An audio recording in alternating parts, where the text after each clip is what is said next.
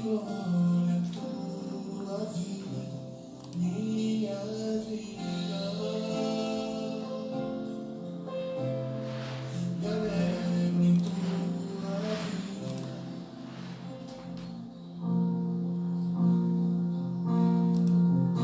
Cristo é a nossa vida, o motivo do louvor em nosso novo coração.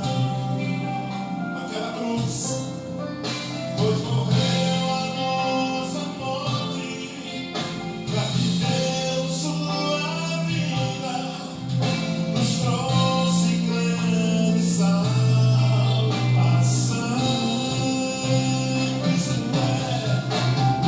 é a nossa vida, minha vida, o motivo do louvor em nosso novo coração.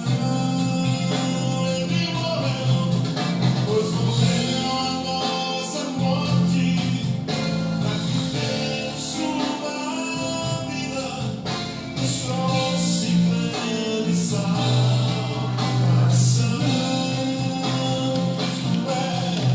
Cristo é, vamos declarar nessa noite, Ele é a nossa vida, em nosso novo coração. Ele morreu, pois morreu a nossa morte, pra viver sua vida, nos trouxe grande salvação.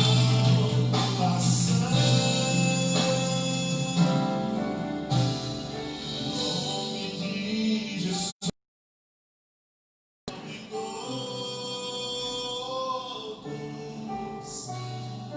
nome mais nome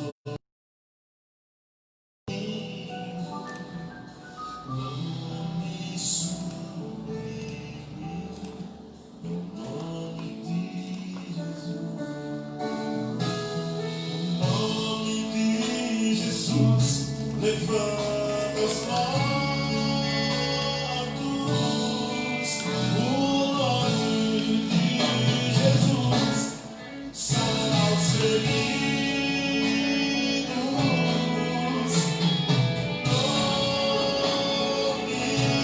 mais santo,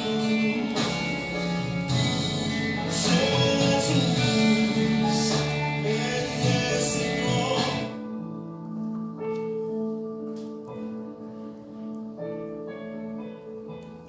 Olá, bom dia, graça e paz do Senhor Jesus, sejam todos bem-vindos. Então, vamos a um bate-papo nessa manhã, dia 12 de julho de 2020. Que Deus possa nos abençoar nesse tema e compartilhando juntos da palavra de Deus. O tema hoje é casamento, é um bate-papo. Vamos tentar aqui ser um tanto quanto informal, mas com o nosso embasamento bíblico, obviamente, que a palavra de Deus é a nossa única regra de fé e prática. Esse bate-papo vai ficar gravado, depois vamos disponibilizar no YouTube. Então, desde já, posteriormente você possa compartilhar o link, também dar o seu ok aí para nós, né? Curtindo, e que Deus possa falar o nosso coração nessa manhã, em nome de Jesus. Vamos orar neste momento? Pai querido, em nome de Jesus, muito obrigado por esta manhã, obrigado por cada vida que tem, ou cada família que tem se conectado com a gente de forma tão especial, e te louvamos pela noite de descanso, te louvamos porque pudemos acordar, estarmos de pé. Esse é o teu favor, teu amor para conosco. Assim que o teu Espírito Santo continue cuidando de nós, nos orientando, nos dando sabedoria para tomadas de decisões que venham glorificar e exaltar o teu santo nome em tudo que formos fazer. Abençoe esse papo nessa manhã, que tua palavra seja ministrada por meio do teu Espírito, que eu seja apenas instrumento do Senhor, e que a tua bondosa graça e misericórdia venha inundar cada família, cada lar neste momento, aqueles que estão conectados com a gente já e aqueles que ainda virão, que estarão expostos a esse bate-papo, que venha, por meio do Teu Espírito, nos trazer edificação, transformação, porque nós precisamos de Ti, precisamos da Tua orientação para vivermos em paz, para termos uma vida que realmente glorifique o Teu santo nome. Que as bênçãos do Senhor sejam derramadas sobre cada família neste momento, sobre cada lar, trazendo restauração, trazendo transformação, trazendo união, compaixão, graça, e que seja cada lar seja um ambiente de amor, um ambiente de temor ao Senhor, vivendo para a Tua glória, em nome de Jesus.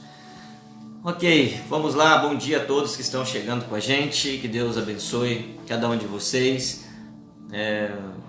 Como já disse, vai ficar gravado e vai ser publicado também no YouTube, de maneiras que nós possamos aí depois enviar para mais pessoas para estar ouvindo e compreendendo acerca das Escrituras Sagradas.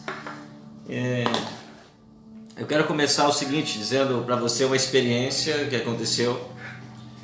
Certa vez um casal, eles vieram para um aconselhamento bíblico, numa cadeira, parecia o distanciamento social que nós estamos vivendo hoje. Cada um sentou numa cadeira assim distante, e aí eu sentei, orei com eles, falei, o que eu posso servir, né? E eles disseram o seguinte, nós viemos aqui porque nós praticamente estamos separados, praticamente nós estamos divorciados. Aí eu peguei e falei, bom, vamos fazer o seguinte, a pergunta que eu tenho para vocês é a seguinte, vocês creem em Deus? Nós cremos, ok? Então há quanto tempo vocês servem a Deus? Há tantos anos, ok.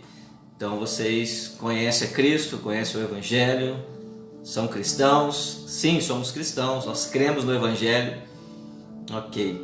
E aí eu tive um bate-papo com eles acerca daquilo que eu quero conversar com vocês nessa manhã. E sabe qual foi o resultado desse casal? Então, eu vou falar para vocês no final, se eu não esquecer. Aí vocês me lembram, mas não vou esquecer não. Eu vou falar para vocês o resultado no final, que foi esse bate-papo justamente que eu tive com eles. E eu quero pegar, se você puder abrir em Gênesis 2, 24. Gênesis 2, 24. Se você puder, estiver com a Bíblia aí, puder abrir. Gênesis 2, 24. Que diz a palavra de Deus. Eu vou começar aqui Gênesis 2, 21. E aí diz assim a palavra de Deus. Então o Senhor Deus fez cair pesado sono sobre o homem, e este adormeceu, tomou uma das suas costelas e fechou o lugar com carne. E a costela que o Senhor Deus tomara ao homem, transformou-a numa mulher e lhe a trouxe. E disse o homem, esta afinal é osso dos meus ossos e carne da minha carne, chamar-se-á varoa, porquanto varão foi tomada. Gênesis 2, 24. Por isso deixa o homem pai e mãe e se une à sua mulher, tornando-se os dois uma só carne. Por isso deixa o homem pai e mãe e se une à sua mulher, tornando-se os dois uma só carne.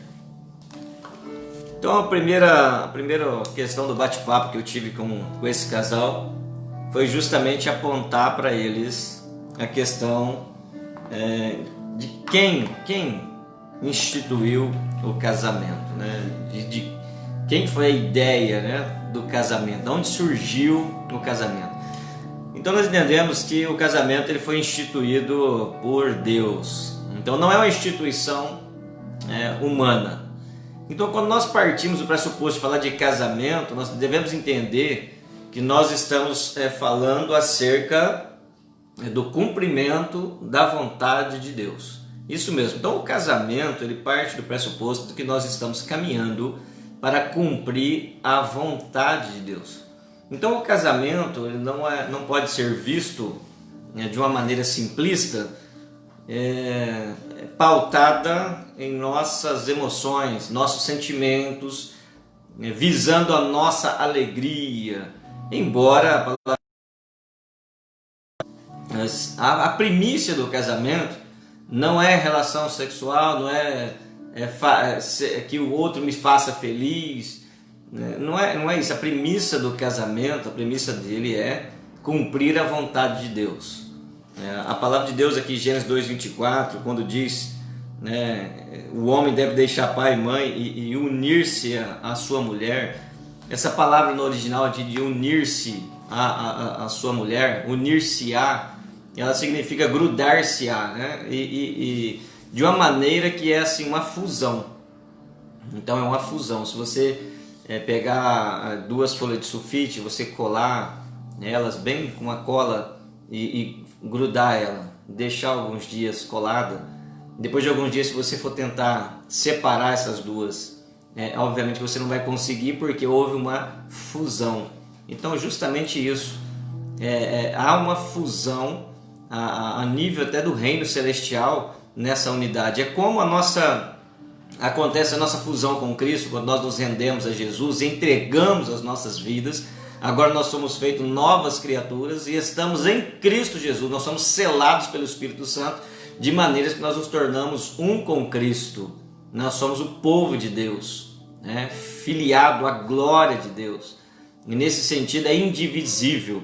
Então a ideia de unir-se-á, grudar-se-á, a ideia é de ser indivisível, inseparável, porque agora houve uma fusão no âmbito celestial. Então isso perpassa os órgãos públicos, perpassa as regulamentações de leis, perpassa, apesar de que elas fazem parte para se dar consumado o casamento. Porque as três coisas do casamento é a reunião pública, né, que você faz para o casamento. Então, quando se apresenta de maneira pública para o casamento, ali então há a declaração e também de livre vontade, não pode ser coagido, né, por força, mas é por livre vontade de ambas as partes, e também a relação sexual. Então são três coisas que perfazem aí o casamento nessa questão. Mas sobretudo, né, respeitando as leis, né, não sendo coagido, e relação sexual dentro do casamento, isso nós devemos olhar o seguinte, que a primeira coisa é: quem instituiu o casamento foi Deus.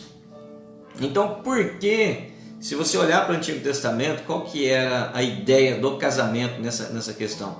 Primeira coisa, o casamento, primeira questão, era olhar para Deus e falar: Deus instituiu o casamento, então nós vamos para o casamento para cumprir a vontade de Deus. Então essa é a primeira coisa que era muito clara na cabeça do povo do Antigo Testamento. O que infelizmente hoje o pessoal banalizou o casamento, né? Se perdeu completamente a ideia do que é o casamento, né? Acredito que por muitas questões de próprio relacionamento, né? Nós pegamos um tempo passado, a gente olha que os homens eram tanto quanto truculentos dentro do casamento, fazendo a mulher tipo como escrava mesmo, que ele era o dono da mulher, etc. Um comportamento totalmente antibíblico, né, com relação ao casamento. Por outro lado, a gente chega no contexto de hoje, contemporâneo, as mulheres querendo tomar conta de toda forma, conduzir o seu lar, e também de maneira errônea, porque o que Deus estabelece ali é unidade, é mutualidade, é reciprocidade, né, e uma liderança debaixo da graça de Deus, com sabedoria e graça. Não é conforme o homem quer ou ele pensa que é, mas é debaixo da graça de Deus, da misericórdia de Deus. Então nós temos vários aspectos aí, e aí por isso tem banalizado o casamento. As pessoas já chegam para o casamento pensando assim: olha, vamos nos juntar em vez de casar, porque se a gente se juntar e ver que não dá certo, a gente separa, a gente tem que precisar de lei nem de nada. Então a ideia é totalmente deturpada. Ou vamos casar, se deu certo deu, se não deu também tá bom. Então não entende. Então nós temos que olhar, primeira coisa, quem instituiu o casamento? Deus instituiu o casamento. Então por que eu caso? Eu caso para fazer a vontade de Deus. Agora, dentro do relacionamento, desenvolvimento, aí é que eu preciso ter sabedoria e buscar na palavra de Deus as respostas para que nós possamos ter um lar abençoado, debaixo da graça de Deus, com um relacionamento sadio e ele ser instruído a partir de Cristo Jesus. Aquela visão de entrar no casamento para que o outro me faça feliz é errado, porque essa é a perspectiva humana. Isso é muito fácil. Eu vou me casar para que ela me faça feliz. Eu vou me casar para que ele me faça feliz. Sua perspectiva é errada. Olha para Cristo. Cristo, ele não precisava vir morrer aqui no nosso lugar. Ele não devia nada. Mas ele veio e morreu no nosso lugar para que nós pudéssemos ser felizes. Ou seja, ele se doou para que o próximo fosse feliz. E a perspectiva do casamento é da mesma forma. Então eu tenho que entrar no casamento entendendo, primeiro, que é a vontade de Deus. Então eu vou cumprir a vontade de Deus, estou casando porque Deus instituiu. Não é para satisfazer os anseios da minha alma, porque a minha alma, os anseios da minha alma devem ser satisfeitos em Cristo Jesus. E depois eu me caso para que eu possa fazer o meu próximo feliz. É eu que tenho que abrir mão para o meu próximo ser feliz. Então é como Cristo abriu mão da sua glória e desceu e veio morrer em nosso lugar. É essa a questão, é negar-se a si mesmo, tomar a sua cruz. É amar a Deus acima de todas as coisas e o próximo como a ti mesmo. Então quando eu começo a pensar nessa dinâmica, aí eu começo a entender o que é o casamento, quem instituiu o casamento e por que eu devo levar a sério a questão do relacionamento conjugal, porque o meu relacionamento conjugal tem uma finalidade, que é espalhar e espelhar a glória de Deus. Então essa é a finalidade do casamento. Eu não posso pensar em casar por casar, né? É a mesma coisa que namorar, eu não posso namorar por namorar, né? Porque namoro nem tem na Bíblia, se você for parar para analisar, né? O casamento no Antigo Testamento, como que acontecia até naquela cultura judaica, eles eram apresentados, acho que a Drica até está contando uma história aí, né? Que foi buscar a esposa para então buscou a esposa, apresentou e eles se casaram e seguiram a vida. Então muitas vezes é isso, eles entendem o que é o casamento. É um homem e uma mulher que entendem que o casamento é instituição divina e que eles vão se juntar para espelhar e espalhar a glória de Deus. É muito mais, está muito além, muito acima de questões relacionais no que tange a ter prazer sexual, a ser bem tratado, está muito acima disso. Isso faz tudo parte do pacote da graça de Deus dentro do relacionamento conjugal, mas sobretudo é glorificar a Deus, espelhar e espalhar a glória de Deus. Eu quero ler um trecho de um livro. Deixa eu pegar aqui esse livro, Lar, Família e Casamento, do professor Davi Merck.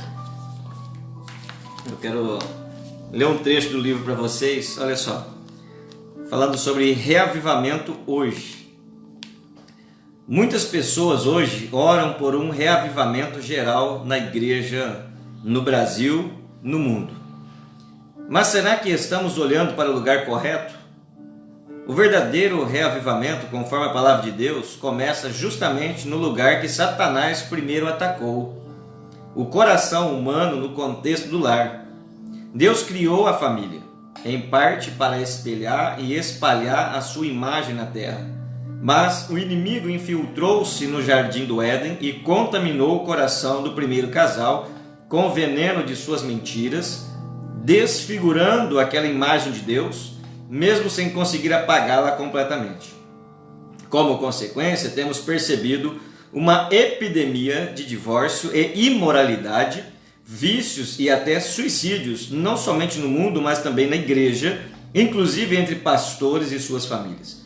Qual a resposta que daremos diante desse quadro? A única esperança para a família tem que ser Cristo. Se o Senhor não edificar a casa, em vão trabalham os que a edificam. Salmo 127, 1. Então veja bem, qual a resposta que daremos diante desse quadro de pessoas se divorciando, brigando, vivendo uma vida totalmente descontrolada. Qual a resposta? A única esperança para a família tem que ser Cristo. Somente Cristo tem que ser a resposta para a família. E aí Salmo 127:1 diz: se o Senhor não edificar a casa, em vão trabalham os que edificam.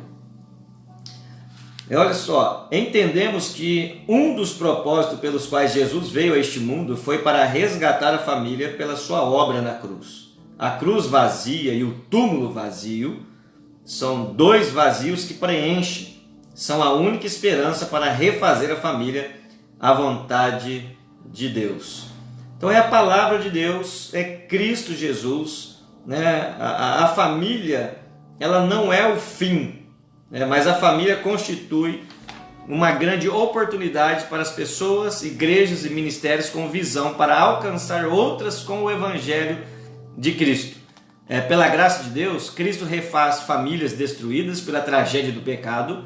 Entre a ascensão de Cristo e a sua volta, casamentos terrestres podem ser reconstruídos e reconstituídos e reconstruídos. Então, o que acontece aqui? O que aconteceu? Nós vemos que houve a tragédia do pecado. Então o pecado entrou na raça humana. E justamente que ali, justamente no Jardim do Éden, o primeiro casal, onde houve essa contenda e o pecado entrou, e aí você olha a questão do orgulho, de olhar para si mesmo, porque quando entra o pecado ali, onde Deus pergunta o que aconteceu, ele fala: a mulher que tu me deste. Ou seja, ele não assumiu a sua responsabilidade. Porque quando Deus deu a ordem para não se comer daquele fruto da árvore do conhecimento do bem e do mal, foi dado para Adão. E quando ele come, ele não assume a sua responsabilidade, mas ele joga a responsabilidade em cima das coisas. E aí entrou o pecado. E, consequentemente, entrando o pecado, vem essas divisões que acontecem dentro do casamento, porque a pessoa entra no casamento com a visão totalmente errada, egocêntrica, egoísta, né? Pensando que o casamento é o fim. O casamento é o fim, é ali que eu vou ser feliz. É ali que o meu cônjuge deve fazer de tudo para me fazer feliz. Tem que fazer do jeito que eu gosto. Tem que limpar a casa do jeito que eu gosto, tem que fazer a comida do jeito que eu gosto, tem que pensar do jeito que eu gosto, tem que ver o programa que eu gosto. Não, é uma visão totalmente deturpada e egoísta. Entrando no casamento, ela tem que me fazer feliz de qualquer forma. Totalmente egoísta. E essa visão deturpada faz com que as pessoas pensam então que o casamento é o fim. O casamento é o fim, é ali que eu vou ser feliz. A minha satisfação está no casamento. Totalmente errado, egoísta, egocêntrico esse pensamento. Não é isso. Veja bem, eu gosto de citar que eu estava pregando em um casamento, que nós fazemos o casamento, nós pregamos no casamento, né? Eu amo fazer casamento, porque eu entendo justamente isso, que o casamento não é simples um ajuntar de um homem a uma mulher, mas é muito mais elevada a perspectiva. E é por isso que eu estou dizendo, eu disse o seguinte: eu louvo a Deus porque vocês estão chegando no casamento não buscando satisfação, porque o casamento não é o fim. Então quando o homem e uma mulher eles vão para o casamento, eles já vão para o casamento plenamente satisfeitos em Cristo Jesus, porque a plena satisfação é Cristo. Aquele que está em Cristo é nova criatura, as coisas velhas já passaram e eis que tudo se fizeram novo. Ou seja, Deus arrancou o coração de pedra e colocou o coração de carne. E nesse sentido, o homem ele é plenamente satisfeito em Cristo Jesus. O casamento não é o fim, como, por exemplo, a casa própria não é o fim.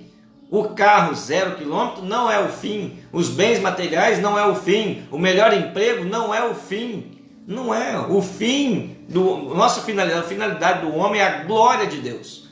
E quando eu consigo ir para o casamento com esse entendimento que o casamento não é o fim, mas a glória de Deus é a finalidade, é esta, eu vou glorificar a Deus com a união matrimonial. Então ali vai haver renúncia da minha parte. Eu vou me esmerar, vou me esforçar para que o próximo seja feliz. seja poupado do sofrimento, eu que vou me doar. Então, quando eu entro nessa perspectiva do casamento, que eu tenho que glorificar a Deus, quando eu compro um carro zero, eu tenho que glorificar a Deus, quando eu tenho a minha casa própria, eu tenho que glorificar a Deus, eu percebo que as coisas terrenas não são o fim é a glória de Deus. A minha satisfação, ela está em Jesus, está em Cristo Jesus. Aí tem outras questões. Então, quando o casamento, nós olhamos para ele entendendo, Gênesis 2:24, que Deus instituiu o casamento, aí nós entendemos que nós não podemos fazer o que nós queremos com o casamento, né? Não podemos fazer o que der na telha com o casamento. E lembra-se que eu tenho que terminar uma história hoje para vocês, né? O que aconteceu, qual foi o resultado dessa nossa conversa sobre o casamento. Por exemplo, a palavra de Deus diz que Deus, ele odeia o divórcio.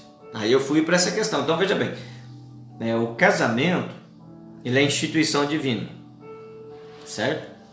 E fala também na palavra de Deus em Malaquias que quem é o testemunho fiel entre o homem e a mulher naquela ocasião do casamento, independente de religiosidade, independente de religião, na verdade, aonde foi realizado o seu casamento, em que religião foi realizado o seu casamento, mas se você assinou o papel, foi uma reunião pública, sem coação e livre espontânea vontade, relação sexual, o casamento foi consumado. Independente disso, quem é a testemunha fiel do casamento, porque foi Deus que instituiu, é o próprio Jesus, é o próprio Deus que é a testemunha fiel. Olha só, em Malaquias 2:14 diz assim: e vocês ainda perguntam por quê? É porque o Senhor é testemunha entre você e a mulher da sua mocidade, pois você não cumpriu a sua promessa de fidelidade, embora ela fosse a sua companheira, a mulher do seu acordo matrimonial.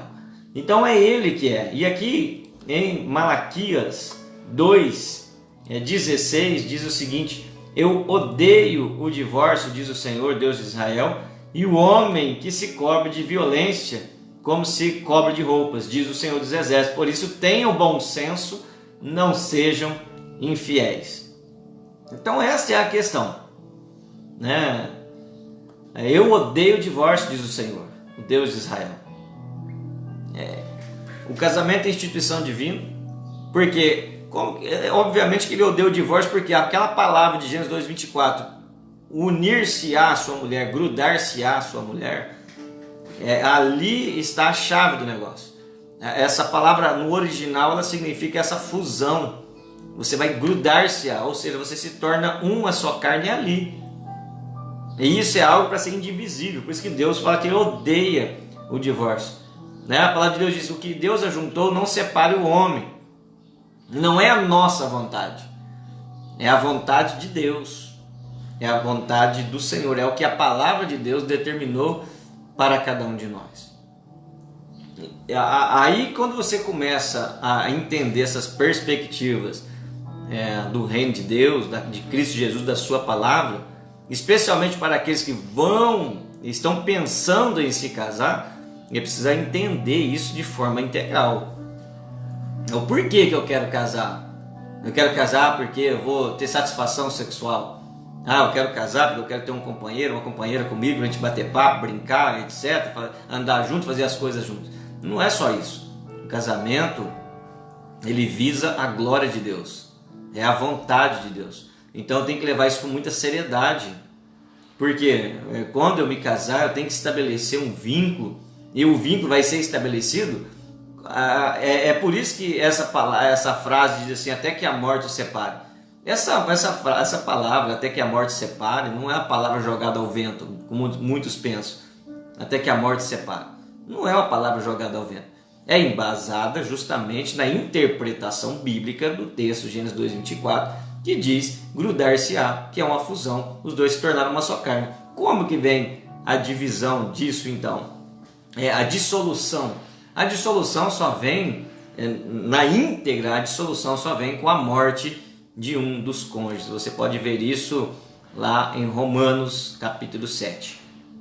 A dissolução só virá após a morte de uns dos cônjuges. Enquanto vive o marido, a esposa, ambos estão ligados, né, conectados, porque isso é algo que só é reversível, né, vamos dizer, a separação, a dissolução, com a morte de uns dos cônjuges. Então, de maneiras que o casamento ele é algo muito sério. Eu não posso ir para o casamento pensando que é algo que é para satisfazer os anseios do meu coração, da minha alma. Não, eu tenho que ir para o casamento pensando que e crendo que ele é a vontade. Eu estou indo lá para cumprir a vontade de Deus, e cumprindo a vontade de Deus, devo viver de acordo com o que a palavra de Deus estabeleceu. Nós temos lá em Efésios capítulo 5, a partir do verso 21, onde fala sobre a submissão, e a mulher deve ser submissa ao marido. Por outro lado, o marido deve amar a esposa como Cristo amou a igreja, ou seja, ali nós sabemos que é uma mutualidade, uma respeitabilidade no âmbito espiritual. A partir do momento que eu entendo o que é o casamento, a minha vida deve glorificar a Deus. Então a minha vida matrimonial, ela deve glorificar a Deus. Nós como filhos de Deus, nós devemos glorificar a Deus com tudo aquilo que temos. Nós devemos glorificar a Deus no nosso relacionamento, nosso caráter, sendo mordomos com as nossas finanças, com o nosso tempo. O nosso tempo também, nós devemos ser mordomos e glorificar a Deus. Nós devemos glorificar a Deus com o nosso serviço cristão. Eu não posso ser inerte, nunca fazer nada para o reino de Deus. Eu tenho que estar sempre disposto a realizar a obra do Senhor. Então, isso é um conjunto. E o que depois de explanar essas questões, falando acerca do casamento, para esse casal que eu falei para vocês, para a gente caminhar para o encerramento aqui, eu falei para eles, lendo os textos, né? Eu falei, olha, o que é o casamento? Então, a partir do momento que você entendeu o que é o casamento, que é a vontade de Deus, e você está querendo ir para o divórcio, vocês simplesmente estão indo contra a vontade de Deus. E eu li para eles, né? Porventura ignorais, irmãos, pois falo aos que conhecem a lei, que a lei tem domínio sobre o homem por toda a sua vida. Ora, a mulher casada está ligada pela lei ao marido enquanto ele vive, mas se o mesmo morrer, desobrigada ficará da lei conjugal. De sorte que será considerada adúltera se, vivendo ainda o marido, unir-se com outro homem. Porém, se morrer o marido, estará livre da lei e não será adúltera se contrair novas núpcias. Assim, meus irmãos, também vós morrestes relativamente à lei por meio do corpo de Cristo, para pertencerdes a outro, a saber, aquele que ressuscitou dentre os mortos, a fim de que frutifiquemos para Deus. Porque quando vivíamos segundo a carne, as paixões pecaminosas postas em realce pela lei operavam em nossos membros a fim de frutificarem para a morte. Agora, porém, libertados da lei, estamos mortos para aquilo que estávamos sujeitos, de modo que servimos em novidade de espírito e não na caducidade da lei. Ou seja, o que faz o homem ou a mulher estar desobrigado ao casamento é até que a morte separe. Então é a morte um dos cônjuges que quebra essa questão da lei do grudar-se-á, de se tornarem uma só carne. Aí, diante disso, nós precisamos então basear a nossa tomada de decisão. E eu digo o seguinte, que nós falamos assim, olha, surge N questões, né, com relação a isso, né, porque nós vamos ter que lidar posteriormente, em outro momento, com o assunto sobre o divórcio e o recasamento. Né, porque nós sabemos que estamos numa cultura hoje que aproximadamente metade dos casamentos, né, 50% dos casamentos terminam em divórcio. E nós temos uma grande quantidade de pessoas hoje recasadas, né, que se recasaram. Mas isso é um assunto posteriormente, mas nós temos que lidar com esse assunto porque ele é real, ele está no âmbito da igreja, e nós temos que verificar à luz das Escrituras. A palavra de Deus é a nossa regra de fé e prática, ou seja, por isso que nós temos como regra de dizer o seguinte: aconselhamento bíblico pastoral. Não é aconselhamento pastoral, não é o que o pastor pensa, eu penso isso, eu penso aquilo. Não, nós pensamos e nós estudamos a palavra de Deus e buscamos na palavra de Deus a resposta para a nossa decisão. Nós não tomamos decisões embasadas naquilo que os homens falam, que os homens pensam. Nós tomamos e devemos tomar decisões à luz das Escrituras. E a palavra de Deus diz que quem instituiu o casamento foi Deus, e ele diz na sua palavra que o que Deus ajuntou não separe o homem e a mulher, e ele diz nas Escrituras que Deus odeia o divórcio, e também diz nas Escrituras que enquanto vive o marido ou a esposa, ambos estão ligados até que a morte os separe. Então essa é a dinâmica da fé que a palavra de Deus coloca para nós dentro da economia divina. Em outro momento, nós podemos tratar sobre namoro, casamento, julgo desigual. Podemos tratar sobre divórcio e recasamento em outro momento. Mas finalizando aqui, quando eu resumi e expus as Escrituras para esse casal que chegou praticamente separado, ele ainda perguntou, o marido falou assim: então o senhor está dizendo que o casamento é instituição divina, foi Deus que planejou o casamento? Eu falei: é isso. E o senhor está dizendo que se a gente se separar, a gente está indo contra a vontade de Deus. Aí eu reforcei para eles: não sou eu que estou dizendo. Eu estou passando para vocês o aconselhamento bíblico.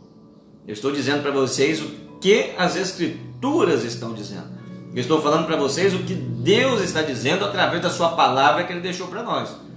E a sua palavra diz: o que ajuntou o homem o que Deus ajuntou não separa o homem.